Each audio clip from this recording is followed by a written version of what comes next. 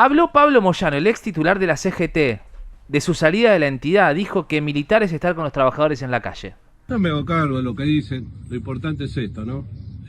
Por eso he tomado la decisión de retirarme de la CGT. Creo que era un lugar donde no me ataba ni un cargo, ni una oficina, ni un sillón. La militancia es esta, estar con los trabajadores en la calle defendiendo los derechos. Por eso, por más que hoy no me haya alejado del cargo de la CGT, nadie me va a sacar de la calle defendiendo a todos los trabajadores de todos los sindicatos del país que la están pasando mal.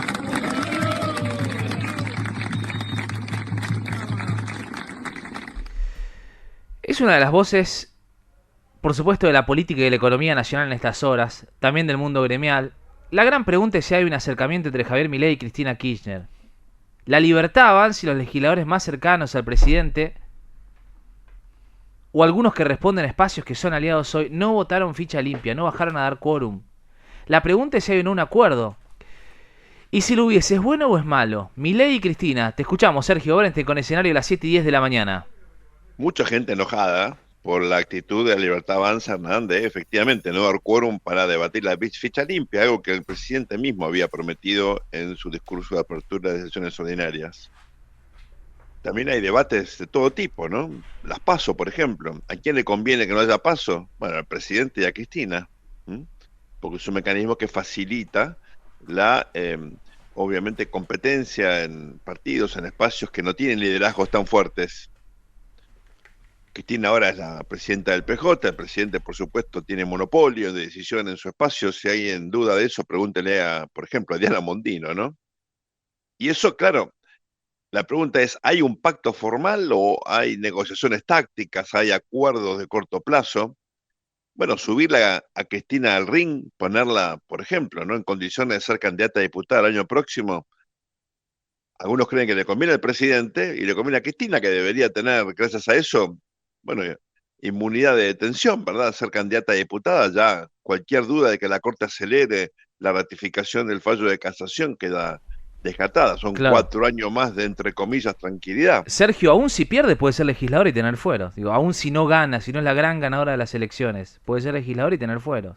Claro, va como candidata a diputada por la provincia de Buenos Aires, entra seguro, va a tener un lugar aparte de exposición pública, ¿m?, para seguir protagonizando, como es su vocación, es evidente.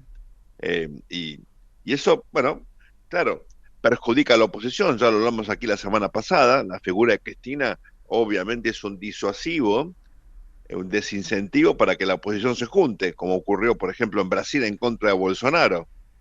Es una figura donde, por ejemplo, ni el PRO, ni Lita Carrió, ni el radicalismo podrían considerar un acuerdo con Cristina. Fragmenta la oposición, el presidente gana incluso en primera vuelta en el 2027. Entonces, muchos se preguntan si hay acuerdo o no. Bueno, ¿qué es un acuerdo? Uno diría, bueno, es un pacto formal. Bueno, eso no hay, ¿no? Nadie conoce un documento firmado. Puede haber un acuerdo informal. Bueno, nadie nunca habló de negociaciones directas entre Milei y Cristina. ¿De qué se habla? Bueno, de segundas y terceras líneas coordinando, por ejemplo, en la Cámara de Diputados, aunque uno ve un porcentaje no menor, ¿no?, del bloque kirchnerista incómodo con la reelección, por ejemplo, de Martín Menem, que supuestamente era parte de ese acuerdo. Si hay un acuerdo, bueno, no se blanquea dentro del peronismo. Si hay un acuerdo, trae disidencias, que puede incluso hasta fragmentar, dicen algunos, exagerando tal vez, el bloque de Unión por la Patria en la Cámara Baja. ¿Qué puede haber al margen de coincidencias tácticas? Bueno, intereses en común, ¿eh? Coincidencias en algunos objetivos, tal vez de corto plazo, tal vez no. ¿Quiere el presidente que haya, por ejemplo, en la Argentina un sistema bipartidista o de dos grandes coaliciones, como ocurre en el Reino Unido, en Estados Unidos, en general en el mundo sajón? Bueno, en la medida que él sea el líder se siente cómodo. ¿Mm?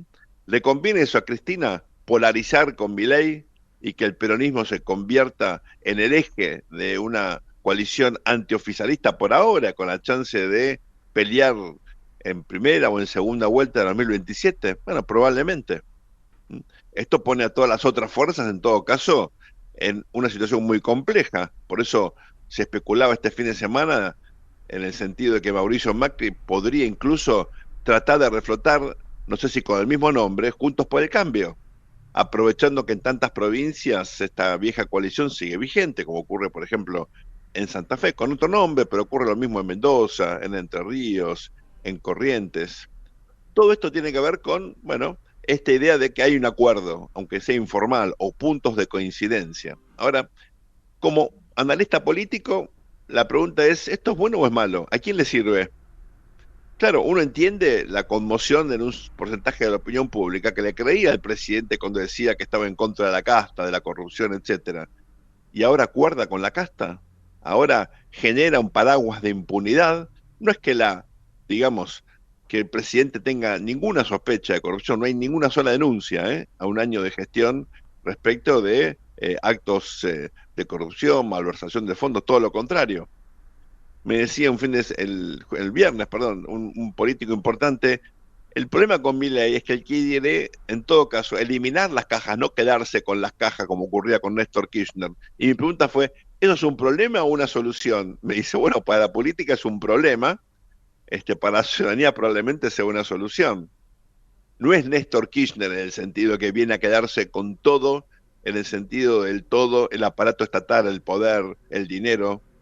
En el caso de Milei, ¿hay un proyecto hegemónico? Bueno, él dice que es un empleado que está aquí simplemente para cumplir una función y que se quiere ir a la casa. Tal vez en la práctica política muestre, obviamente, una vocación de usar el poder, pero no hay aquí en alguien que quiere destruir el Estado, que dice que odia al Estado, lo ratificó la revista The Economist, una vocación de quedarse en el Estado, nada más lejos de la intención del presidente. Ahora, eso lo puede llevar a bueno, ser cómplice, en todo caso, de un acto de corrupción. Bueno, lo es si, por ejemplo, no está de acuerdo con una ley como la ficha limpia. Algunos creen que sí, otros creen que no. A mí me quedan dudas, lo digo con total sinceridad, porque puede ser que el presidente esté en desacuerdo con la redacción de este proyecto, o puede ser que el presidente no quisiera que este proyecto sea visto como una ley anti una persona.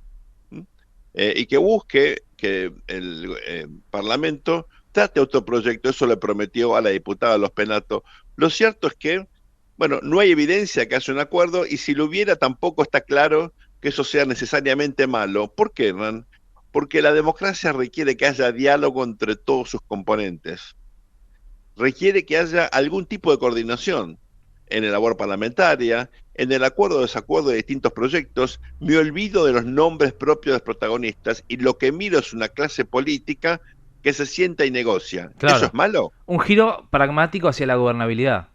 Exactamente. Lo que está comprando Milei de este modo es gobernabilidad. Puede que le convenga, puede que esto le sirva en su visión de un sistema no fragmentado, un sistema político bipartidario. Usted dirá, bueno, es un poco ingenuo lo que está diciendo Sergio, y es probable, pero me tengo que poner en el papel más frío de sacar los nombres propios y mirar el funcionamiento del sistema. No me queda claro que sea algo malo. No estoy diciendo que estoy a favor de la impunidad, ni mucho menos. Los jueces fueron contundentes, Hernán. Acá la pregunta es si la sociedad puede votar o no a una persona que está condenada con una condena ratificada. Bueno, eso es una decisión de la sociedad argentina. ¿Mm? Hay quienes creen que esto no solamente es cierto, sino que la pena debería ser mayor. Hay otros que no creen en lo que ocurrió y que están dispuestos a votar a Cristina. Lo decidirá, en todo caso, la sociedad. Lo interesante acá es que es un debate que pone en juego algunas ideas, algunos valores y, por supuesto, una visión respecto del actual proceso, donde todo el sistema político, y con esto cierran, está viviendo las consecuencias de un terremoto.